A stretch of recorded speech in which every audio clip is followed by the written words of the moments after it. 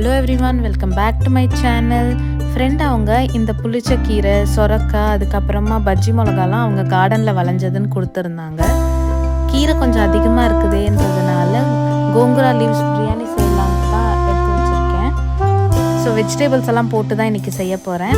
நார்மலாக வெங்காயம் தக்காளியெல்லாம் வதக்கிட்டு அதுக்கப்புறமா இந்த லீஃபும் போட்டு நல்லா வதக்கி விட்டுட்டு பேசிக் மசாலாஸ் எல்லாம் போட்டு வெஜிடபிள்ஸும் போட்டு வதக்க ஆரம்பிச்சிட்டேன். இது ஆல்ரெடி புளிச்ச கீரைன்றதுனால புளிப்பு அதிகமாக இருக்கும். பட் அது எனக்கு தெரியாமல் நான் கொஞ்சம் தயிரும் லெமனும் ஆட் பண்ணிட்டேன். ஸோ கொஞ்சம் புளிப்பு அதிகமாகிடுச்சு. பட் மிச்சப்படி டேஸ்ட் ரொம்ப நல்லா இருந்துச்சு.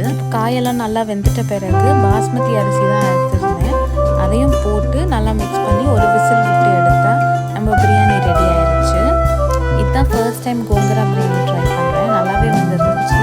முட்டை அதுக்கப்புறம் தயிர் வச்சு சாப்பிட்டுட்டோம். நெக்ஸ்ட் வீடியோவில் மீட் பண்ணலாம். அது வரைக்கும் பாய்.